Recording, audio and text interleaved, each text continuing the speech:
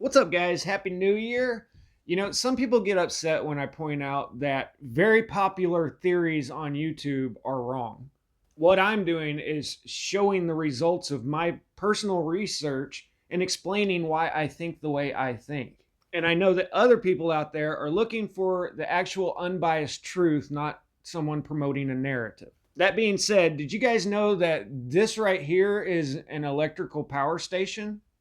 And that this is how people are healing themselves? No? More on that later. The powers that be love their little euphemisms, and they now actually have a name for this madness that we're living through. They're calling it the post-truth era. And Webster's dictionary now defines this as relating to or denoting circumstances in which objective facts are less influential in shaping public opinion than appeals to emotion and personal belief. I see this all the time when people are talking about history. They ignore objective facts for things that they feel like this should be the right answer. But if you were to hop in a car right now and drive to New Orleans, would you want the driver to know where to make a right turn, or would you want them to feel like this is the right time to make a right turn? Well, I use the same principle when I'm researching history, and I just assume that the person that made the map might have made a mistake. I check and double check everything, and sometimes drive down the wrong road for a long time before I realize I'm going in the wrong direction and have to double back. 10 years ago, all alternative research was geared towards aliens must have built all of the ancient megalithic structures around here. Fast forward to now, and the Tatarians must have built not only all of the ancient megaliths, but every single building of any building style in any part of the world. Christian cathedral, Tatarian. Muslim mosque, Tatarian. Hindu temple, Tatarian. Mesoamerican pyramids, Tatarian. The same goes for resets. The 1666 Great Fire of London, the 1906 San Francisco earthquake, the Civil War, the 1945 bombing of Hiroshima, all a reset. And if we continue this method of research in 10 years from now, this is going to be the quote-unquote truth. And the powers that be love this. That's why they promote the Tataria theory so much. It's because they are playing straight out of the 1984 handbook, and they don't want any objective facts out there. They want everyone to think that everything is sus. And if we keep dropping rando letters off of all of the words, then we're going to regress right back to grunting within 100 years. But mass media has become the ministry of truth. And if you read the book, the antagonist O'Brien worked in the ministry of truth, and his job was to correct, quote unquote, entries into the official record.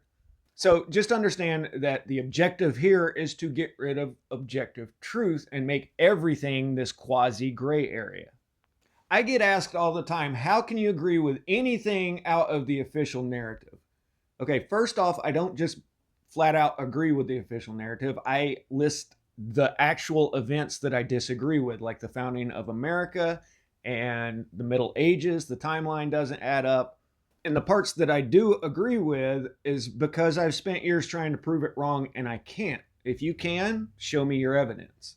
But in this video, I'm going to use objective facts that cannot be denied to show why I think what I think, instead of just believing the official narrative or the YouTube narrative. The YouTube narrative being that we had this utopian Tatarian society of advanced machinery, assumedly, that built all of the stone structures, no matter where they are located around the world. So what I am showing you here on the screen are just a few of the thousands of defensive walls that are meant to keep other people out. This tells me definitively that the people that built these didn't trust their neighbors that much, and therefore it was not some utopian society. The hardline fact is that people put a lot of effort into keeping themselves safe. Now I'm going to show you guys 3 common words that we use today that tell me exactly the kind of world that our ancestors lived in. And this was such common knowledge that we use these words every day. The first one is sincere. I mean, we sign all of our letters sincerely, free from pretense or deceit, proceeding from genuine feelings. I want to point out the fact that we don't have any Tatarian words, we don't have any Tatarian folk tales or nursery rhymes or anything. And most of our words come from the Latin root words. So sign or sin, without, and cera, wax. So sincere means without wax. What could that possibly mean? Well, let's look at this literal masterpiece. Not everybody out there can make this. This is the best of the best. That's why these are called masterpieces. I've seen several videos at this point that use this as evidence of advanced machinery to make all of this, but not a one of them has ever shown the whole sculpture, and I'm going to tell you why here in a minute. Back in the day when artists were trained from birth to make beautiful works of art like this, people made mistakes. And when you've got 10,000 hours invested into your sculpture and you accidentally create a little divot, well, they would grind up marble dust, mix it in with wax, and they would fill the hole with it. And this was such a common thing that it created the whole saying of sincera, sincerely. That means I'm coming to you without trying to cover up my faults.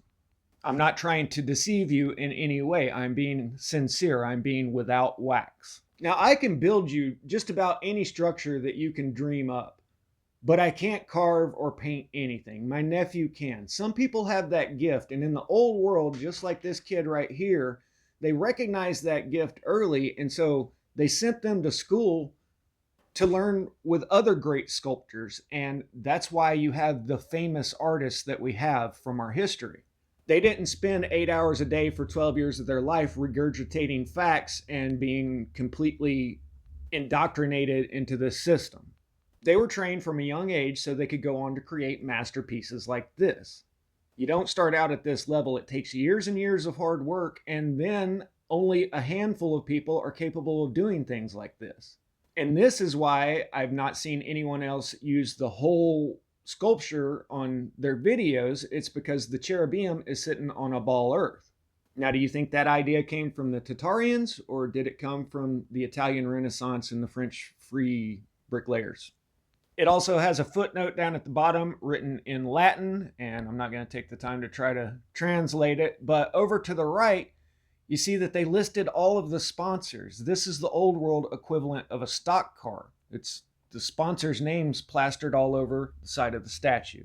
And just another example that these were actually carved by hand is this statue outside of a cathedral, showing that they carved it by hand. I really doubt that they 3D printed this statue to throw everybody off.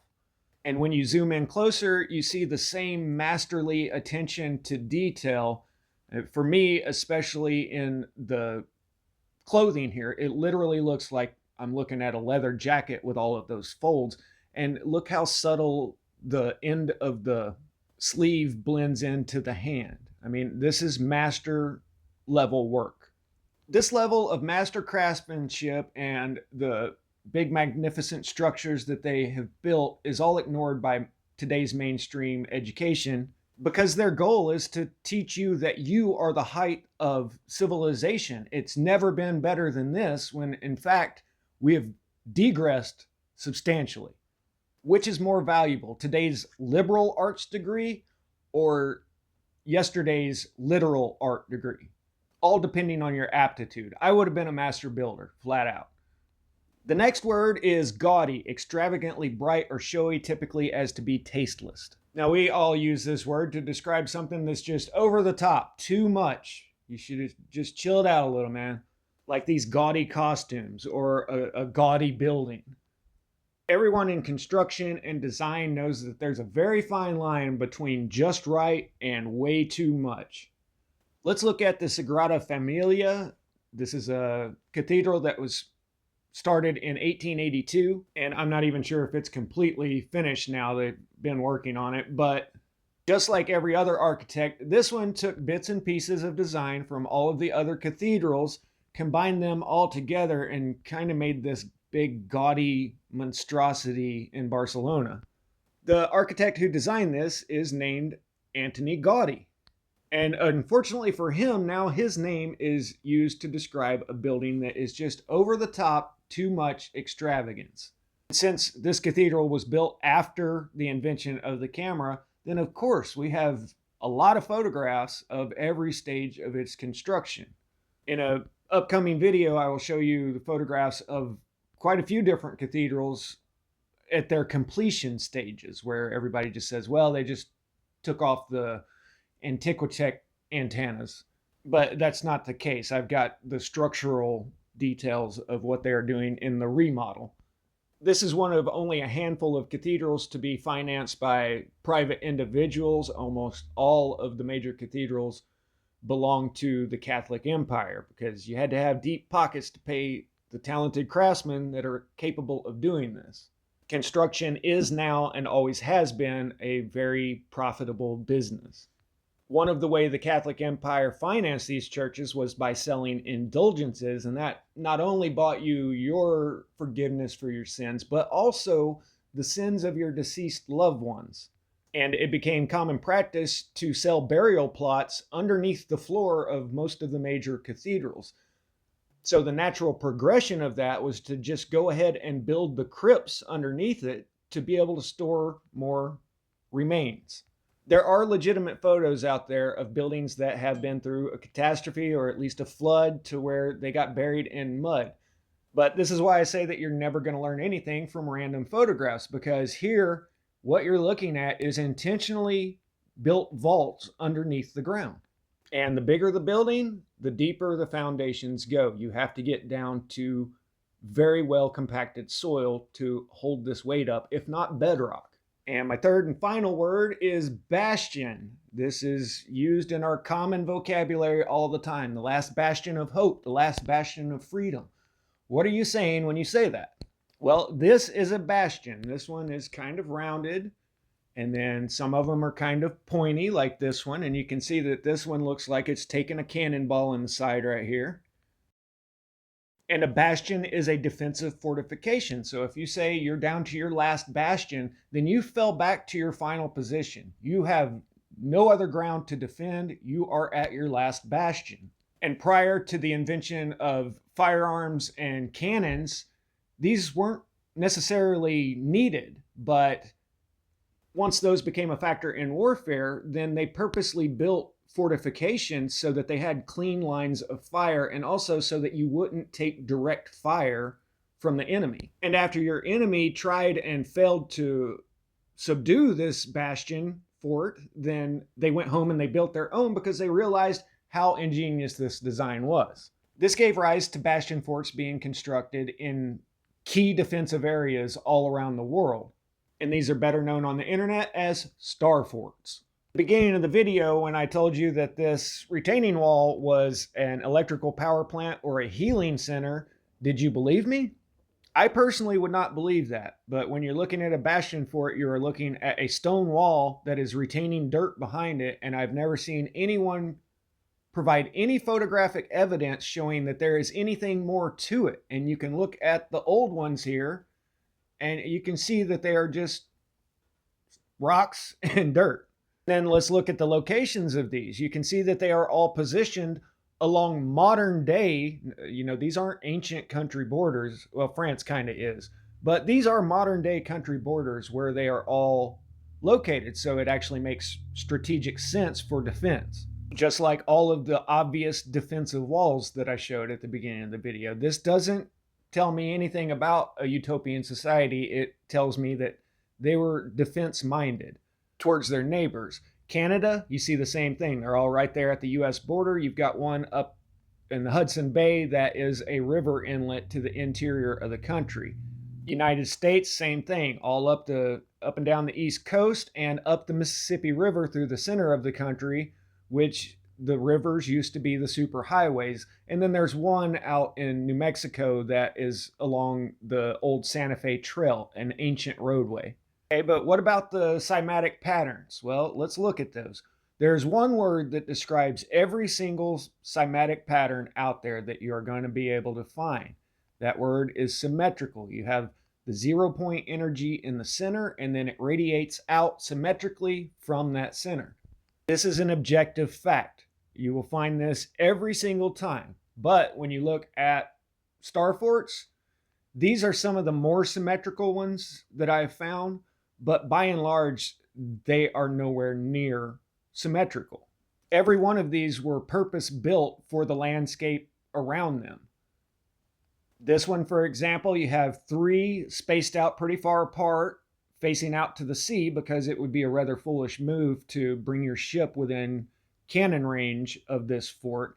And then you have 3 kind of close together so that people can't flank you and come around and take you by land. But every one of these are purpose built for the site that they are at. And hey, they may look vaguely similar to cymatic patterns, but the Cardiff Giant looks vaguely similar to a petrified giant. That doesn't make it the truth, but it did hoax a lot of people, just like people today are telling everybody what they want to hear, what they feel like should be right, because there's a lot of money to be made off of telling people what they want to hear. So if you're willing to ignore the objective facts and base your whole theory of the world off of evidence that leaves out all of the obvious things that I have brought to your attention, then that's fine. I was one of the first 5 channels that was making videos on mud flood, and I did not sell out to the Tartaria idea. I could have jumped on the Tartaria bandwagon just like everybody else was, and I could have cashed in and made a lot of money. You know, these views that some of these channels are getting is thousands of dollars a week. But I can't sit there with a straight face and tell somebody some narrative that just has so many holes in it that it don't float. I'm making these videos for people that actually want the truth and not just what everybody else is repeating. And to you guys, thank you very much for sticking around. I'll see you on the next one. Peace out.